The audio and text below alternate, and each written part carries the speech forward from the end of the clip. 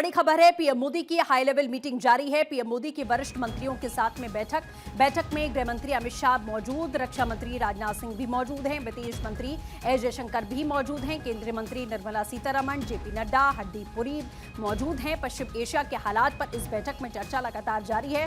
मौजूदा हालात को लेकर समीक्षा की जा रही है, खासतौर पर गैस और ऊर्जा आपूर्ति को लेकर यहां चर्चाएं लगातार जारी हैं। तो आप समझिए कि किस तरीके से इस समय हालात मिडिल ईस्ट में चूंकि बने हुए हैं और माना जा रहा है कि कहीं कोई किल्लत गैस की या तेल की हमारे देश में ना पड़े, इसे लेकर जो पहले ही तैयारी है वो यहां सरकार की ओर से की जा रही है। और पहले भी आपने देखा है कि सरकार की तरफ से बड़े बयान सामने आए हैं कि एलपीजी या गैस को लेकर फिलहाल भारत में कोई भी अस्थिरता नहीं है।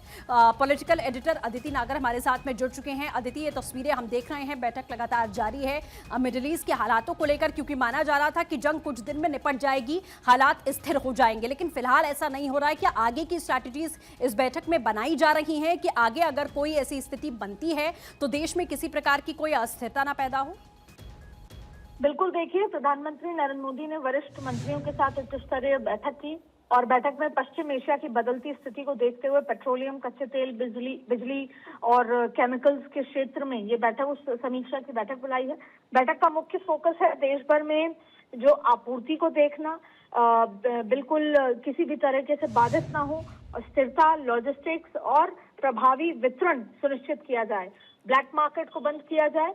ये तमाम चीजों को देखते हुए ये बैठक बुलाई गई है, क्योंकि बीच में बहुत बार ऐसा हुआ कि ये देखा गया कि गलत तरीके का मैसेज गया कि आपूर्ति पूरी नहीं हो पा रही है। देखिए, सरकार ऊर्जा सुरक्षा को मजबूत करने के लिए और तमाम चीजों को सुनिश्चित करने के लिए ये बैठक बुला रही है। उसको मजबूत करने के लिए, आवश्यक संसाधनों की पर्याप्त उपलब्धता बनाने के लिए और सक्रिय कदम उठा रही है। साथ में उपभोक्ता और उद्योगों के हित की रक्षा के लिए वैश्विक घटनाक्रम पर लगातार नजर भी बनाए रखी है। तमाम अपडेट्स को लेकर मंत्रियों की ये बैठक बेहद खास मानी जा रही है, मिडिल ईस्ट में चलते हुए वॉर को देखते हुए।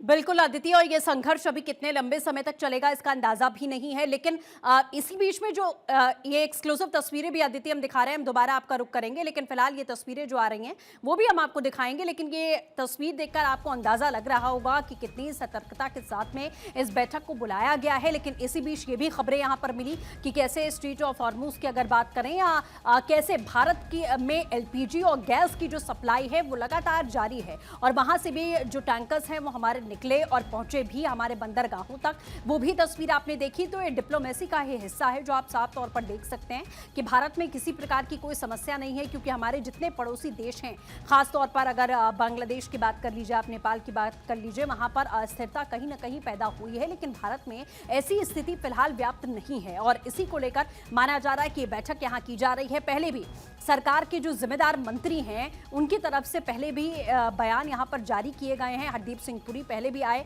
उनकी ओर से बयान जारी किया गया कि तेल को लेकर, गैस को लेकर किसी प्रकार की कोई समस्या नहीं है। अगर अफवाहें भी यहाँ उड़ाई जाती हैं तो उस पर आपको ध्यान केंद्रित नहीं करना है। सरकार पूरी तरीके से प्रतिबद्ध है और पीएम की तरफ से पहले भी इस बात को लेकर निर्देश जारी किए गए अपने मंत्रियों को कि सभी अपने अपने विभागों में इस बात को सुनिश्चित करें कि किसी भी प्रकार की कोई कठिनाई किसी भी विभाग में नहीं आनी चाहिए। खास तौर पर तेल, गैस और ऊर्जा की अगर बात करें तो कोई प्रभाव नहीं पड़ना चाहिए। सारे बंदोबस्त पहले से ही आपको करने होंगे और फिलहाल कोई भी अस्थिरता भारत में दिखती हुई नजर नहीं आ रही है। तो मौजूदा हालात को लेकर यह समीक्षा बैठक हो रही है। आगे को लेकर भी रणनीति कहीं ना कहीं इस बैठक में बनाई जाएगी, क्योंकि ये युद्ध कितना लंबा अभी चलेगा, किस तरीके से आप ये भी देख रहे हैं कि अमेरिका से भी बातचीत लगातार यहां जारी है। और इसके साथ में अभी ईद के मौके पर ईरान के राष्ट्रपति से भी प्रधानमंत्री ने यहां बातचीत की थी। तो डिप्लोमेटिक तरीके से भी इस पूरे मामले को हैंडल यहां पर किया जा रहा है। लेकिन जाहिर है कि मिडिल ईस्ट में जो हालात हैं वो अभी और लंबा खिंचते हुए दिख रहा है, क्योंकि तीनों ही जगहों से, तीनों ही मोड़ से, चाहे इजराइल की बात करें, अमेरिका या ईरान, कहीं से भी कोई पीछे हटने को तैयार फिलहाल दिख नहीं रहा, ना ही कोई बातचीत का रास्ता निकलता हुआ दिख रहा है। स्ट्रेट ऑफ हॉर्मुज को लेकर लगातार ये लड़ाई जारी है।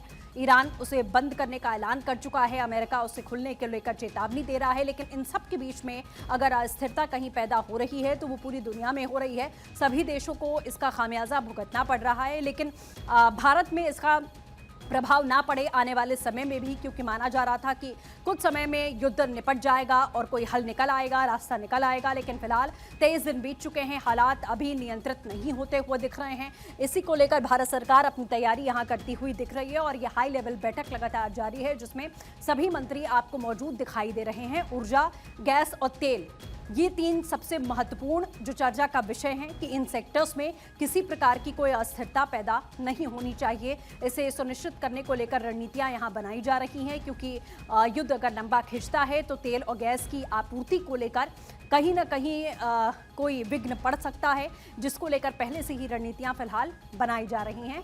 और माना जा रहा है यही आधार है इस बैठक का, जिसकी तस्वीरें भी सामने हैं। आप देख सकते हैं कि पीएम मोदी सभी से बातचीत कर रहे हैं, क्योंकि पहले भी आदेश उनकी ओर से सभी मंत्रालयों को दिए गए हैं और उनसे कहीं ना कहीं एक रिपोर्ट्स भी ली जाती हैं कि किस तरीके की स्थिति है और कैसी स्ट्रैटेजीज अब बनाई जा रही हैं आगे के लिए। अगर किसी भी तरीके के विपरीत हालात पैदा होते हैं तो उनसे निपटा कैसे जाएगा, इसे लेकर भी फिलहाल चर्चा जारी है।